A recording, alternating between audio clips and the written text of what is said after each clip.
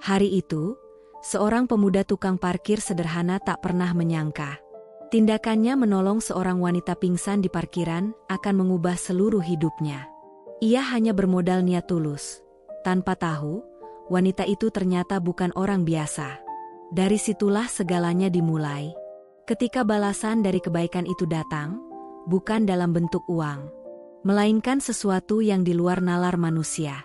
Sore itu, matahari sudah condong ke barat. Di ujung area parkiran supermarket, berdirilah Andri, pemuda sederhana dengan peluit lusuh yang tergantung di lehernya. Pekerjaan sebagai tukang parkir memang bukan impian, tapi setidaknya, itu cukup untuk membuatnya bertahan hidup dari hari ke hari. Tangannya sibuk menghitung uang kembalian untuk seorang pengendara mobil, sampai matanya tiba-tiba menangkap sesuatu yang aneh di sudut parkiran. Seorang wanita terbaring miring di atas tanah, tak bergerak. Gaun krem yang ia kenakan tampak kontras di antara retakan semen yang memantulkan cahaya sore. Tanpa pikir panjang, Andri menaruh uang kembalian ke tangan si pengendara, lalu berlari. "Mbak, Mbak," panggilnya panik. Tapi wanita itu tak merespons. Nafasnya masih ada, tapi sangat lemah. Andri berjongkok, kebingungan. Tak ada tas, tak ada ponsel, tak ada tanda identitas sama sekali. "Ya Allah, gimana ini?" gumamnya cemas. Ia menoleh ke sekeliling, area parkir sudah sepi, pengunjung supermarket kebanyakan sudah masuk ke dalam. Tak ada satupun yang memperhatikan kejadian itu. Andri menepuk pipi wanita itu pelan, tapi tak ada reaksi. Keringat dingin mulai bercucuran di pelipisnya. Ia sadar, dirinya hanya seorang tukang parkir miskin. Membawa wanita asing bisa jadi masalah besar, bahkan fitnah. Tapi kalau dibiarkan di situ, bisa-bisa nyawanya terancam. Dengan keberanian entah dari mana, Andri akhirnya mengangkat tubuh wanita itu. Berat, tapi ia memaksakan diri. Langkahnya cepat menuju klinik terdekat. Sesampainya di sana, perawat langsung mengambil alih. Namun ketika ditanya soal biaya, Andri tercekat. Uangnya tak cukup. Tapi ia berbohong. "Nanti saya bayar, tolong periksa dulu ya, Mbak," katanya cepat. Malam itu, Andri duduk di kursi keras di pojok ruang rawat. Sudah hampir 2 jam, wanita itu belum sadar juga. Sesekali Andri berdiri, berjalan mondar-mandir, lalu kembali duduk. "Aku nggak bisa ninggalin dia begitu aja," gumamnya pelan. Sekitar pukul 9 malam, tubuh wanita itu akhirnya bergerak. Jari-jarinya meremas ujung dressnya pelan. Matanya terbuka perlahan. Refleks, Andri mendekat. "Mbak, sudah sadar? Namanya siapa?" tanyanya dengan suara serak. Wanita itu menatap Andri kebingungan. Bibirnya kering, tapi ia berusaha bicara. "Aku, Sinta." "Sinta?" Andri menelan ludah. Alhamdulillah, akhirnya sadar juga. "Aku Andri, tukang parkir di supermarket. Aku nemuin kamu pingsan di sana." Sinta mengerja pelan, mencoba mencerna kata-kata itu. "Aku, pingsan?" Suaranya lirih. "Iya," jawab Andri. "Kamu tergeletak di aspal sendirian. Aku nggak nemu HP atau dompetmu, jadi aku bawa kamu ke sini. Maaf kalau lancang." Mata Sinta melembut. Ada secercah rasa haru di sana. "Kamu yang nolong aku?" Andri mengangguk. "Iya, tapi jujur, aku belum bayar biaya kliniknya. Uangku kurang." Sinta tersenyum samar, meski wajahnya masih pucat. "Ya udah, Andri, aku istirahat dulu ya. Nanti kita pikirin bareng-bareng." Namun sebelum Andri sempat beranjak, Sinta menatapnya tajam.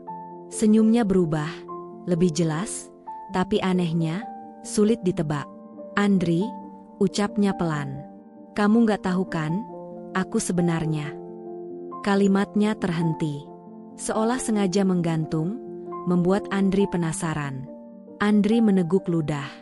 Ada sesuatu yang janggal dari caranya bicara. Malam makin larut, tapi Andri tetap tak bergeming dari kursi di samping ranjang. Sinta sudah terlihat tenang, meski wajahnya masih pucat. Andri mengira ia akan beristirahat, tapi ternyata tidak. Sinta terus menatapnya, dengan senyum samar itu. "Andri," ucapnya lagi, lembut tapi menusuk. "Aku mau bilang terima kasih. Kamu udah nyelamatin aku." Andri menggaruk tengkuk, kikuk. "Ah, itu hal kecil kok. Siapapun pasti bakal ngelakuin hal yang sama." "Tidak semua orang, Andri," potong Sinta cepat, nadanya serius. "Kebanyakan orang bakal cuek. Tapi kamu yang gak kenal aku, malah bawa aku ke sini. Rela repot. Itu sesuatu yang besar buatku." Andri terdiam. Kata-kata itu membuat hatinya hangat, tapi juga membuatnya sadar betapa nekat tindakannya barusan. Lalu, sesuatu yang tak ia duga terjadi. Sinta tiba-tiba meraih tangannya. Sentuhannya hangat, lembut. "Andri, aku boleh minta tolong lagi?" tanyanya pelan. "Minta tolong?" Andri menatap heran. "Tolong apa?" Senyum Sinta melebar. "Kali ini, ada sedikit usil di sana. Aku mau kamu temenin aku beberapa hari ke depan.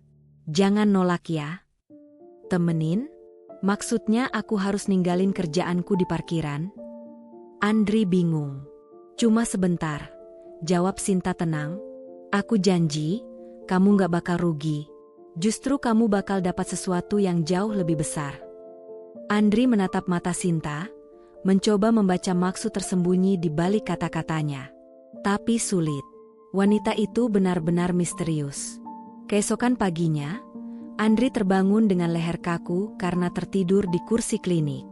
Ia terkejut ketika mendapati Sinta sudah duduk di tepi ranjang. Wajahnya segar, seolah semalam tak pernah pingsan. "Kamu gak pulang?" tanya Sinta sambil tersenyum usil. Andri menggeleng. "Aku gak tega ninggalin kamu sendirian." Sinta menghela napas kecil. "Baik banget sih," gumamnya pelan. "Tapi mulai hari ini, aku gak mau cuma ditolong.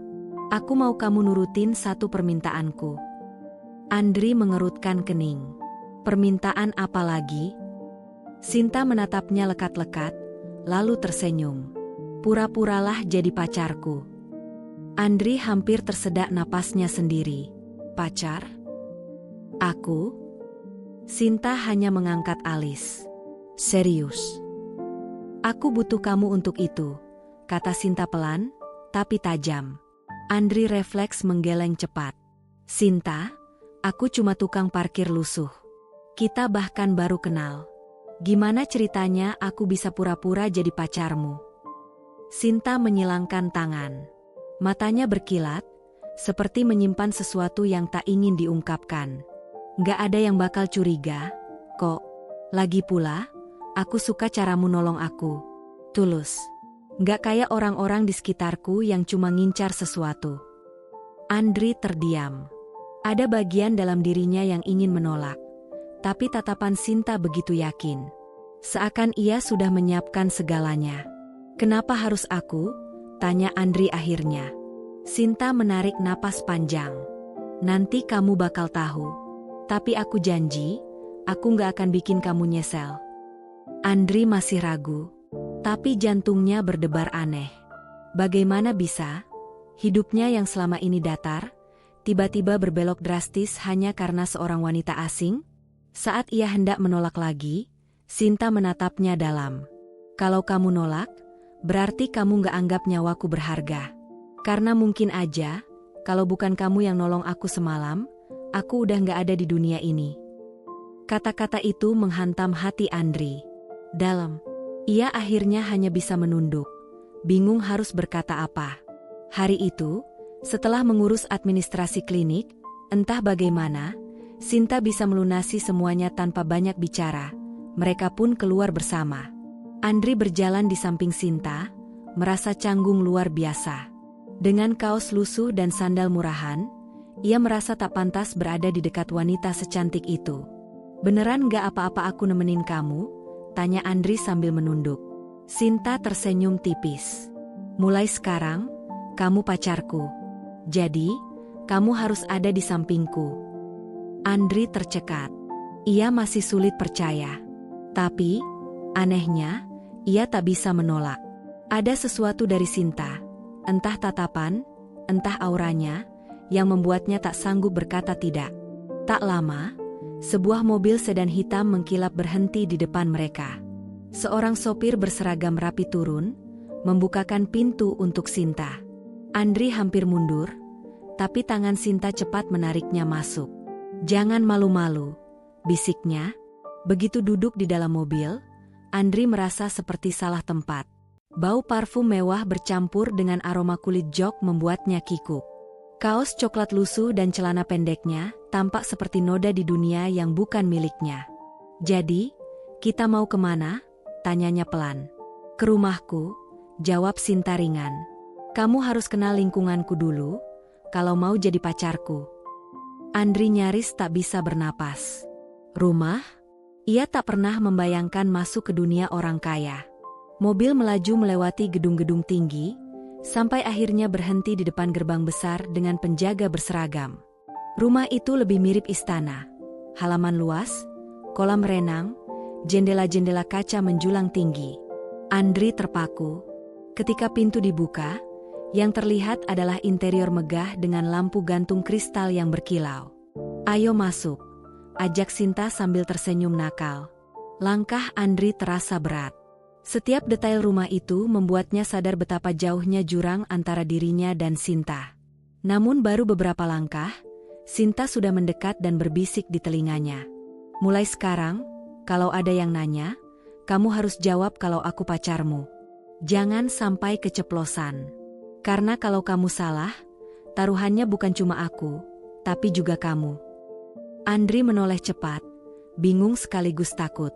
Nada Sinta bukan candaan. Itu peringatan. Ia duduk di ruang tamu yang megah, tubuhnya kaku seperti batu. Sinta duduk di hadapannya, santai, seolah semua ini hal yang biasa. Tapi hati Andri berdetak tak karuan. "Jadi, kenapa kamu butuh pacar pura-pura?" Akhirnya Andri memberanikan diri bertanya. Sinta terdiam lama, lalu tersenyum samar. "Karena aku mau bebas." "Bebas?" ulang Andri. "Dari apa?" "Dari keluarga yang selalu ngatur hidupku," jawab Sinta, suaranya lebih berat dari biasanya. "Semua yang aku lakukan selalu diawasi. Semua orang di sekelilingku punya kepentingan." "Aku muak, Andri." Andri memandangi wajahnya yang tampak rapuh di balik senyum. Ia tak pernah menyangka, di balik gaun mahal dan tatapan tajam itu, Sinta menyimpan luka. "Tapi kenapa aku? Bukannya kamu bisa bayar orang buat pura-pura jadi pacarmu?" tanyanya lirih. Sinta menggeleng. "Justru karena kamu bukan orang bayaran. Kamu gak punya alasan buat manfaatin aku. Kamu beda." Andri mengusap tengkuknya, masih ragu. "Kalau ayahmu tahu gimana?" "Dia gak boleh tahu," potong Sinta cepat. "Kamu harus kelihatan tulus. Kalau gagal, kamu bisa bahaya." Kata bahaya itu membuat Andri merinding. Ia baru sadar, permainan ini bisa berakhir buruk. Dan benar saja, belum sempat ia berpikir lebih jauh, langkah kaki terdengar dari arah tangga. Seorang pria paruh baya muncul. Jasnya mahal, tatapannya tajam seperti pisau. Andri langsung menunduk. "Sinta, siapa dia?" Suara pria itu berat dan dingin. Sinta tersenyum manis, lalu berdiri. "Ini, ayah, kenalin, Andri." Ia menggenggam tangan Andri erat-erat. "Pacarku." Andri hampir kehilangan napas. Sementara tatapan sang ayah menelusuri dirinya dari kepala hingga kaki lusuhnya. Suasana berubah tegang seketika. Sinta tampak puas. Seolah itulah yang ia tunggu. Inilah tujuannya sejak awal, membawa Andri masuk ke dunia yang penuh rahasia dan tekanan. Pria itu berdiri tegap, menatap mereka dengan sorot mata tajam yang menusuk. "Pacarmu, Sinta?" Suaranya datar namun berwibawa. "Kamu yakin?" Sinta tersenyum, penuh percaya diri. "Iya, yah. Namanya Andri." Ia menggenggam tangan Andri lebih erat lagi, seakan memberi isyarat agar pria itu tak menggoyahkan keputusannya. Malam itu, suasana rumah besar keluarga Sinta terasa begitu tegang. Andri berdiri kaku di depan seorang pria berwibawa, ayah Sinta. Tangannya dingin, jantungnya berdetak keras, dan suaranya nyaris tak keluar ketika ia berkata lirih. "Selamat malam, Pak." Ayah Sinta hanya melipat tangan di dada, menatap tajam dari balik kacamata. "Kerja apa kamu?" tanyanya datar. Andri menelan ludah, sempat berpikir untuk berbohong, tapi tatapan Sinta dari sampingnya membuatnya berkata jujur. "Saya, tukang parkir, Pak." Ruangan itu seketika hening. Yang terdengar hanya detik jam dinding yang berdetak perlahan. Ayah Sinta mendengus pelan, lalu berbalik menuju kursinya. "Tukang parkir?" katanya lirih, dengan nada mengejek. "Sinta, kamu bercanda, kan?" Tapi Sinta menatap ayahnya dengan tenang. "Aku nggak bercanda, Yah. Aku bahagia sama dia." Sorot mata sang ayah berubah tajam. Ia menatap Andri dalam-dalam, lalu berkata dingin. "Kalau begitu, aku ingin lihat sejauh mana kesungguhanmu. Besok ikut aku ke kantor. Kalau kamu serius sama anakku, buktikan dirimu." Andri hampir membuka mulut untuk menolak, tapi Sinta segera menekan tangannya, memberi isyarat agar ia diam. Setelah ayahnya keluar ruangan, Andri menoleh panik. "Sinta, apa-apaan ini? Aku nggak ngerti dunia kalian. Aku cuma tukang parkir, aku bisa bikin malu kamu." Tapi Sinta justru tersenyum kecil. "Tenang aja, justru itu yang aku mau. Biar ayah lihat kalau aku nggak bisa terus-terusan dikekang. Kamu cukup jadi dirimu sendiri. Tapi aku..." "Percaya sama aku, Andri," potong Sinta cepat. "Kamu pikir aku pilih kamu asal-asalan? Enggak. Aku butuh seseorang yang berani, dan kamu udah buktiin itu sejak pertama kali kamu nolong aku waktu di klinik." Andri terdiam. Ia ingin lari dari situasi aneh ini, tapi tatapan mata Sinta membuatnya bertahan. Keesokan harinya, Andri menelan rasa gugupnya ketika berdiri di depan gedung tinggi milik ayah Sinta. Gedung itu menjulang gagah, kaca-kacanya berkilau memantulkan sinar matahari pagi. Perut Andri terasa mual sejak melangkah ke dalam lobi megah itu. "Tenang aja," bisik Sinta lembut, seolah bisa membaca isi hatinya. "Ingat, cukup jadi dirimu sendiri." Tapi jadi diri sendiri terasa mustahil di tengah orang-orang berdasi rapi dan wangi parfum mahal. Di antara jas hitam dan sepatu mengilap, kaos coklat lusuh milik Andri terasa seperti noda yang mencolok di dunia yang terlalu mengkilap. Di lantai paling atas, ayah Sinta sudah menunggu. Ruangannya luas, dengan meja kayu besar, rak-rak penuh buku tebal, dan jendela besar yang menampilkan pemandangan kota. "Duduk," perintahnya singkat. Andri menuruti.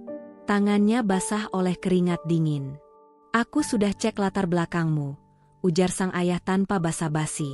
"Tukang parkir, gaji harian, gak punya ijazah tinggi. Kamu pikir pantas berdampingan dengan anakku?" Andri terdiam, lidahnya keluh. Namun sebelum ia sempat menjawab, Sinta sudah bersuara lebih dulu. "Ayah, kebahagiaan gak ditentukan gaji." Tatapan sang ayah langsung berubah tajam.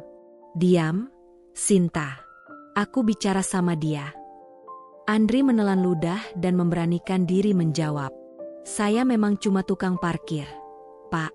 Tapi saya sungguh-sungguh. Saya nggak punya banyak, tapi saya bisa jaga Sinta. Itu janji saya." Ruangan kembali sunyi. Ayah Sinta menatapnya lama, lalu tersenyum sinis. Janji tanpa uang itu omong kosong. Ia menekan bel di mejanya, memanggil asistennya. "Mulai hari ini, kasih dia kerja di gudang. Kalau dia benar-benar serius, biar aku lihat seberapa tahan dia." Andri terbelalak. "Gudang, Pak?" Tapi sebelum sempat bertanya lebih jauh, perintah itu sudah tak bisa ditarik kembali. Di luar ruangan, Sinta menggenggam tangan Andri erat. "Aku tahu ini berat, tapi kalau kamu bertahan, ayah bakal lihat kalau kamu nggak main-main."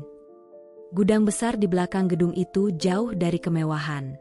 Bising oleh suara mesin, penuh debu dan aroma oli. Di sanalah Andri ditempatkan. Asisten ayah Sinta menyerahkan rompi kerja dan berkata dingin. Mulai sekarang kamu kerja di sini.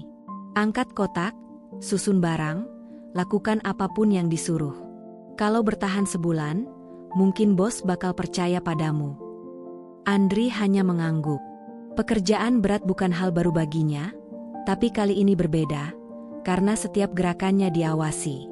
Hari pertama, ia harus mengangkat kotak-kotak berat berisi peralatan. Punggungnya sakit, tangannya lecet, keringat bercucuran. Namun ia tidak mengeluh. Dalam benaknya, ia hanya mengingat satu hal, wajah Sinta dan tatapan matanya yang penuh harap. Malam harinya, Andri pulang ke rumah Sinta dengan tubuh lelah setengah mati. Namun begitu pintu dibuka, Sinta sudah menunggunya di ruang tamu dengan senyum lembut. "Gimana hari pertamamu?" tanyanya pelan. "Berat," jawab Andri jujur, "tapi aku bisa." Sinta mengusap peluh di dahinya dengan sapu tangan kecil. "Aku bangga sama kamu," katanya tulus. Ucapan itu membuat dada Andri hangat. Tapi kebahagiaan itu tak bertahan lama. Keesokan harinya, bisikan-bisikan mulai terdengar di gudang. Pekerja lain memandangnya dengan sinis. "Wajar dia tahan banting," ujar salah satu dengan nada mengejek. "Dia kan pacar anak bos. Mau ngincer harta kali." Andri hanya diam. Ia tak membalas, tak marah. Ia hanya bekerja lebih keras. Karena baginya, satu-satunya cara membungkam hinaan adalah dengan pembuktian. Malam itu udara terasa berbeda, tenang tapi menekan. Setelah semua pekerja pulang dan suara mesin di gudang benar-benar hilang, Andri dipanggil oleh ayah Sinta. Pria berjas itu duduk di kursinya dengan tatapan tajam yang mampu membuat siapapun gemetar. "Aku sudah lihat kerja kerasmu," katanya datar. "Tapi ada satu hal yang belum kamu jawab. Apa sebenarnya maumu dari Sinta?" Pertanyaan itu menghantam dada Andri seperti pukulan tak kasat mata. Ia menunduk. Kata-kata pria itu berputar di kepalanya, bergaung berkali-kali. "Apa sebenarnya maumu dari Sinta?" Dengan suara lirih dan gemetar, ia akhirnya menjawab. "Saya nggak mau apa-apa, Pak. Saya cuma ingin jaga dia, itu saja." Ayah Sinta terdiam. Pandangannya tajam seolah mencoba membaca isi hati Andri yang paling dalam. Lalu tanpa sepatah kata, ia berdiri dan pergi meninggalkan ruangan. Andri menghela napas lega, tapi juga cemas. Ia tak tahu apakah itu tanda bahwa dirinya diterima, atau justru sedang diuji lebih jauh. Malam itu, di taman belakang rumah besar itu, Andri duduk berdua dengan Sinta. Angin malam bertiup lembut, membawa aroma bunga dan membelai rambut coklat muda gadis itu. "Sinta. Aku masih nggak ngerti. Dari semua orang di dunia ini, kenapa kamu pilih aku? Kamu bisa aja cari siapapun yang lebih pantas." Sinta tersenyum, tapi senyumnya kali ini berbeda. Ada getir di sana. "Karena aku butuh seseorang yang jujur. Dan aku tahu kamu jujur sejak pertama kali nolong aku." Andri menatapnya, bingung. "Tapi kenapa kamu bisa pingsan waktu itu? Di parkiran?" Sinta terdiam sesaat. Tatapannya menerawang ke arah langit malam yang bertabur bintang. Lalu perlahan ia menghela napas panjang. "Itu bukan kebetulan, Andri," katanya pelan. "Aku sengaja." Andri terperanjat. "Apa maksudmu sengaja?" "Aku pura-pura pingsan," jawab Sinta cepat, suaranya bergetar ringan. "Aku udah muak dikurung sama ayah. Aku pengen tahu, masih ada nggak orang yang tulus nolongin aku tanpa pamrih. Jadi aku nekat keluar rumah sendirian, tanpa uang, tanpa identitas. Aku cuma pengen ngetes dunia luar. Dan ternyata, aku ketemu kamu." Andri terpaku. Dunia seolah berhenti berputar sesaat. Semua hal yang ia alami, dari kebingungan, tekanan, hingga hinaan, ternyata berawal dari rencana Sinta sendiri. "Tapi, kenapa harus aku?" Suaranya nyaris berbisik. Sinta menatapnya dalam, lalu menggenggam tangannya dengan lembut. "Karena kamu buktiin satu hal. Kamu berani. Kamu bisa aja ninggalin aku di parkiran waktu itu, tapi kamu enggak. Kamu milih nolong, tanpa tanya siapa aku. Dari situ aku tahu, kamu beda dari semua orang di dunia kaya yang penuh topeng ini. Andri tak sanggup berkata apa-apa. Matanya panas. Semua rasa lelah, sakit, dan hinaan seolah terbayar oleh satu kalimat itu. Sinta tersenyum lagi. Kali ini hangat, tulus, dan apa adanya. Jadi, Andri, katanya pelan, masih mau pura-pura jadi pacarku? Atau mau jadi yang beneran? Terima kasih sudah menyimak cerita ini. Jangan lupa untuk like video ini, subscribe channel kami, agar tidak ketinggalan cerita menarik lainnya. Sampai jumpa di cerita berikutnya.